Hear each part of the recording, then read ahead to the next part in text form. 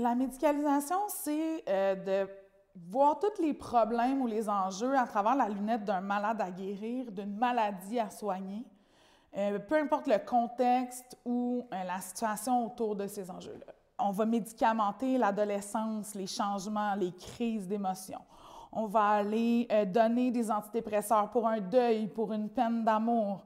On va aller donner des diagnostics de TDAH, de la médication pour le TDAH, des traitements dans tous les cas où est-ce qu'un jeune vit des difficultés au niveau de la concentration puis l'école, sans évaluer souvent qu'est-ce qu'il y a autour.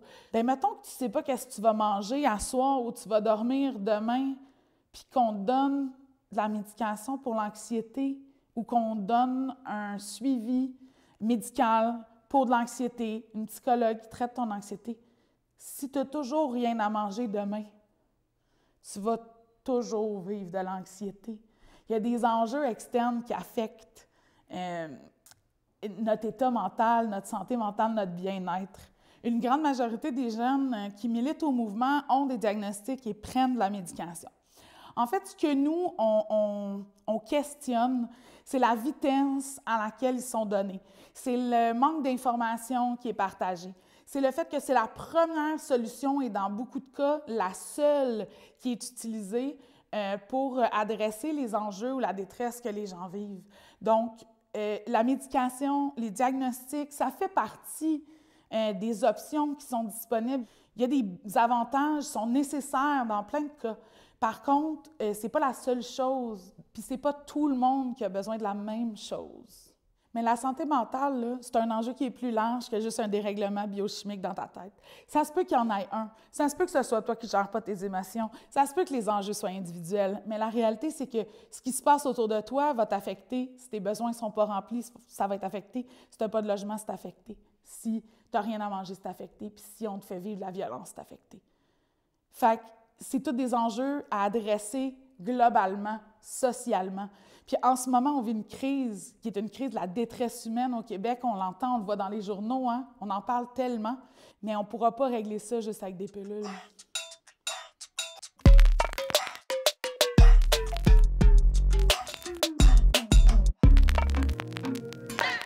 Bien, le parcours d'une personne qui vit avec des difficultés en santé mentale, en quoi ce parcours-là peut être médicalisé, en fait, c'est d'abord au niveau de la lecture de ce que la personne vit. Par exemple, quand elle est accueillie au sein du réseau, on peut imaginer, par exemple, présentement, là, avec le PQPTM, elle est accueillie. On ne lui demande pas de se raconter, de raconter son histoire, raconter ce qui lui est arrivé.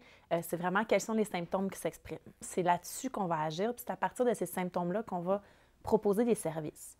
Fait qu'on va davantage aller vers de la médication, de la gestion des symptômes, plutôt que d'essayer d'agir sur les circonstances ou les difficultés que la personne vit, qui relèvent qui viennent de l'extérieur de son cerveau parfois. Des fois, c'est au niveau de la famille, au niveau de l'école. Il y a d'autres choses qui se passent qui pourraient expliquer ce que la personne vit. Oui, dans le fond, ça commence par moi qui s'en va voir mon médecin de famille. Parce que j'allais pas trop bien, je mangeais pas beaucoup, j'avais des problèmes de sommeil. Je ressentais une baisse de plaisir dans les activités que je faisais. J'avais de la misère à me concentrer à l'école. Puis j'étais début vingtaine à peu près. Puis je prends un rendez-vous avec lui. Donc là, je lui nomme tout ça. Puis il me dit, en fait, je pense que tu as un trouble d'anxiété généralisée. Il me signe un papier. La patiente présente un trouble d'anxiété généralisée. Il me prescrit une médication, puis il ne me donne pas les effets secondaires associés à la médication. Je ne savais pas trop qu'est-ce que je prenais, à part le nom, que c'était l'Effexor. Puis c'est ça, le rendez-vous dure 15 minutes.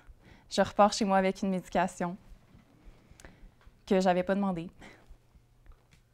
La médicalisation, c'est entre autres de ne pas poser la question à la personne « c'est quoi que toi, tu as besoin? C'est quoi que toi, tu penses que tu as besoin? Comment est-ce qu'on peut en arriver à quelque chose? » Puis c'est le cas, entre autres, lorsqu'on va prescrire de la médication. Parce que la personne va arriver avec ses problèmes, elle va raconter son histoire, elle va dire « bon, ben moi, je vis ça, ça, ça. OK, c'est ça que tu me dis, maintenant, je vais t'offrir une prescription pour répondre. » Puis généralement, ou très souvent, ou trop souvent, on ne va pas proposer des alternatives à ça. On ne va pas proposer différentes solutions. On ne pourrait pas on va peut-être pas non plus poser la question à la personne de savoir est-ce que ça te convient, ce que je t'offre comme réponse? En fait, j'aurais aimé ça, avoir un espace d'écoute avec lui, qui prenne le temps de m'écouter, de m'accueillir dans ce que je vivais. Tu sais, je sais que c'est pas un psychologue, fait qu'il va pas m'écouter pendant 1 heure, mais juste simplement me dire « OK, oui, tu sais, t'as des problèmes de sommeil, tu sais, comment ça se passe, pourquoi, tu sais, pas juste analyser les symptômes que j'ai, poser un diagnostic en 15 minutes, puis me donner une solution, une seule solution, à la place de me donner des alternatives. Puis j'ai pas eu de suivi non plus après, fait que ça a été difficile au sens où moi, je partais avec une médication, puis là, tu sais, finalement, en plus, j'ai mal réagi à la médication. Puis là, je savais pas quoi faire parce que j'avais pas de suivi avec lui. Tu sais, j'aurais aimé ça aussi, me dire, j'ai un espace d'écoute, d'accueil, puis aussi cet espace-là va durer dans le temps. J'aurais aimé ça être accompagnée, en fait. Pas nécessairement sauver, c'est là la différence. Ou diriger, mais seulement accompagner. Puis je me sentais hyper seule, je me sentais hyper incomprise aussi. Le droit qui serait le premier à respecter, c'est le droit à l'information. Parce que si on y va à la va-vite, là, puis qu'on passe une personne après l'autre, on ne va pas prendre le temps avec elle de l'informer. Par exemple, si on lui prescrit une médication, on ne va pas prendre le temps de lui expliquer en profondeur c'est quoi les avantages, c'est quoi les inconvénients, c'est quoi les alternatives. Puis ensuite de ça, bien, c'est le droit au consentement qui est affecté. Parce que comment est-ce qu'on peut consentir à quelque chose qu'on ne connaît pas?